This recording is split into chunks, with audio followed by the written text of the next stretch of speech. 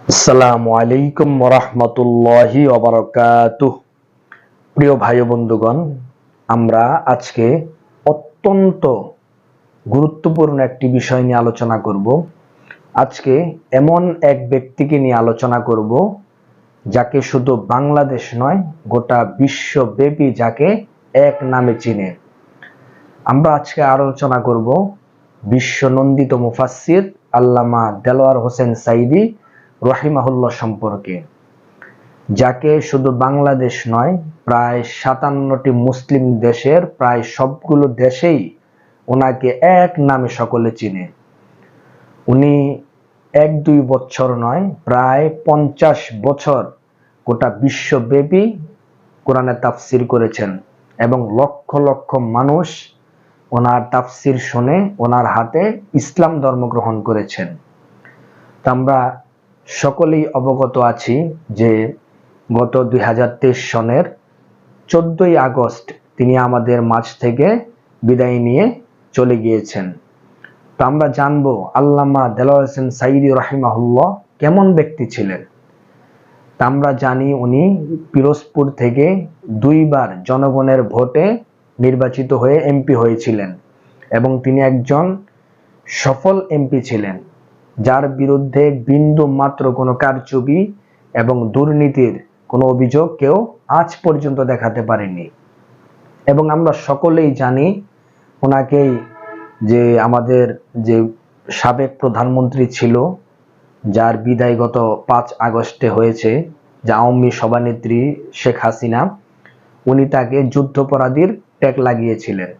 কিন্তু আমরা জানতে পারলাম তার যে যুদ্ধাপরাধী বানানোর জন্য যে প্রধান সাক্ষী ছিল সুখরঞ্জন বালি, সে আল্লামা সাঈদী রাহিমাহুল্লাহর জানাজার পূর্ব মুহূর্তে জনতার সামনে এসে তিনি সাক্ষ্য দিয়েছেন যে আল্লামা সাঈদী কোনো অবস্থাতেই যুদ্ধাপরাধী ছিলেন না। 71 সনের এক ফোঁটা কাদা বা মাটি ওনার শরীরকে স্পর্শ করে নাই। ওনাকে জোরপূর্বক ভাবে আল্লামা সাঈদী রাহিমাহুল্লাহর বিরুদ্ধে সাক্ষী দেওয়া হয়েছিল, তিনি নিজেই স্বীকার করেছেন। তো প্রিয় ভাই বন্ধুগণ, আমরা সকলেই জানতে পারলাম যে আল্লামা সাঈদী রাহিমাহুল্লাহ তিনি নিঃসন্দেহে একজন আল্লাহর ওলি ছিলেন, একজন বুজুর্গ ব্যক্তি ছিলেন এবং প্রকৃত একজন আল্লামা ছিলেন, প্রকৃত একজন মুফাসসির ছিলেন। তো তিনি দীর্ঘ 13 বছর কারাগারে বন্দী ছিলেন। তারপরে তিনি আল্লাহ রাব্বুল আলামিনের ডাকে সাড়া দিয়ে এই পৃথিবীর মায়া ত্যাগ করে পরলোক গমন করেছেন। কিন্তু তার একটি ফোন রেকর্ড ইদানিং ভাইরাল হয়েছে। আমরা নাগরিক টিভি থেকে দেখলাম যে ওনার একটি ফোন রেকর্ড ভাইরাল হয়েছে। তো চলুন আমরা শুনে আসি যে আল্লামা সাঈদী রাহিমাহুল্লাহর সেই ফোন রেকর্ডে কি বক্তব্য ছিল ওনার, কি তথ্য ছিল ওনার। চলুন আল্লামা সাঈদী রাহিমাহুল্লাহর সেই ফোন রেকর্ডটি আমরা শুনে আসি। চলুন। আসসালামু আলাইকুম। হ্যালো। আসসালামু আলাইকুম। আসসালাম, ভালো আছো? আছি আল্লাহর রহমতে ভালো। আব্বা আপনি কেমন আছেন? আলহামদুলিল্লাহ। আব্দুল সালামের অবস্থা কেমন? এই যে কথা বলেন।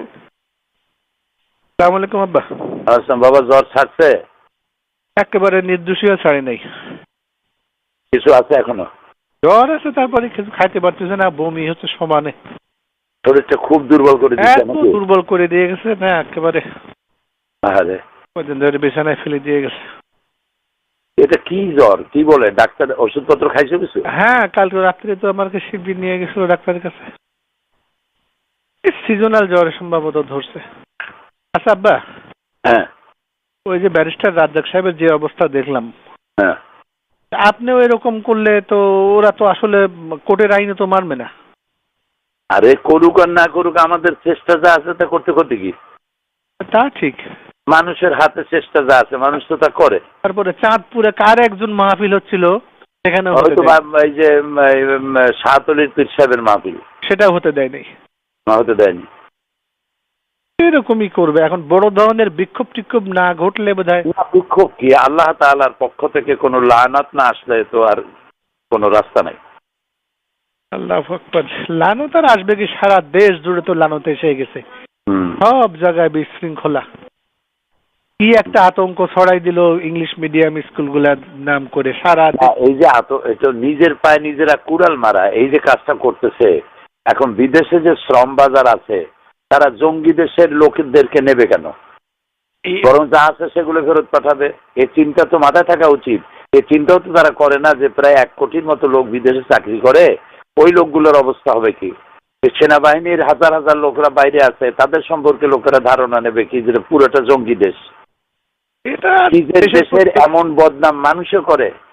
এটাই যদি ওরা ভাবতো ক্লিনটনের সময় ওই সেই বই লেখি ছাড়তো নাকি? আহারে আল্লাহ, এইভাবে নিজের কপাল নিজেরা পোড়ায়। এরা কোনোদিনই দেশের তুমি সম্পর্কে রাস্তায় ভাবেনি। গেলে যা দেখবা চতুর্দিকে খালি বালির পাহাড়, ওই এই তো। বালুর বস্তা, যেদিকে তাকাবা সেদিকে। পত্রিকাতে যেন দেশ একটা যুদ্ধের প্রস্তুতি চলছে। তাই তো দেখতেছি, পত্রিকায় দেখতেছি তো এরকম। খোদার লানত। আর ওই ভারতের জন্য এখন দেশটাকে টেক ওভার করা খুব সহজ হয়ে গেল। একদম ভারত এবং আমেরিকার জন্য এটা আফগান বানাবার একটা পুরো প্লট তৈরি এবং হয়ে গেছে। আন্তর্জাতিক সমর্থনও পাবে। জঙ্গি ঠকাবার জন্য সাহায্য করো। হ্যাঁ, দেখো, এটা বলবো আর কি। আল্লাহর কাছে মাপ চাওয়া ছাড়া পথ নাই। আপ- আল্লাহ হয় মাফ করো আর না হয় দেখাইও না, আব্বা, তার আগে উঠায় নাও। আপনি কোর্টে যাবেন কি রোববারে আব্বা? নেন, বোধহয় তাই হবে। ও আমরা এদিকে শাকিল, এদিকে বেটা। ওই যে আপনার ওয়েবসাইটে আব্বা আল্লাহর রহমত, হুম। শাকিল বসে কি করে গোতাগুতি করতে করতে একেবারে আপনার সকল বই ঢুকানোর ব্যবস্থা ওর মাথায় আল্লাহ কি দিছে, ও পারছে। আমি যেটা পারি নাই ও পারছে আব্বা। তাই জি। বলো কি? আমার সাথে কথা বলেন। আসসালামু আলাইকুম দাদা। আসসালাম। শাকিল, জি দাদা। তুমি নাকি সর্বনাশ করছো? জি কেমনে এত সর্বনাশ করলা? জি, ইনশাআল্লাহ রহমত দাদা। দাঁড়াও। দাদা বসো। আপনি ভালো আছেন? হ্যাঁ, আল্লাহ ভালো রাখছে। তো কতগুলো বই ঢুকাইছো? দাদা আমি এখন সব ঢুকানো শুরু করবো। ওই গোয়েবলসীয় মিথ্যাচারটা আমি পুরাটুক ঢুকিয়ে দিয়েছি। তাই এই যে গোয়েবলস এটা ঢুকাইছো পুরোটা? জি। মাশাআল্লাহ মাশাআল্লাহ। তুমি কি খাইবা, চকলেট না আইসক্রিম? না দাদা কিছুই না, আপনার দোয়া করবেন। আচ্ছা আচ্ছা, ঠিক আছে, তোমার জন্য একটা পুরস্কার পাওনা রইলো আমার কাছে। তোমার আব্বুকে দাও। জি আব্বা। বললাম যে তুমি কি খাইবা, চকলেট আইসক্রিম? না, ও একা একা বসে বসে কেমনে কেমনে অনেক কিছু বের করে হঠাৎ বলতে যে আব্বা আমি পারছি। না, আল্লাহর মেহেরবানি, তোমার জ্বর হোক আর যাই হোক, বাচ্চাগুলো তোমারে আল্লাহ ভালো ভালো বাচ্চা দিচ্ছে। আমি বললাম যে বাবা বাংলাটা তুমি সুস্থ হও, তাড়াতাড়ি ভালো হয়ে যাও।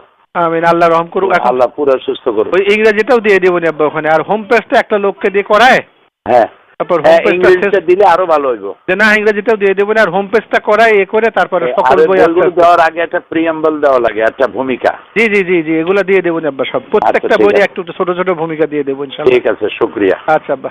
ভালো থাকো, আল্লাহ তোমাকে সুস্থ করুন। আমিন আমিন। আসসালামু আলাইকুম।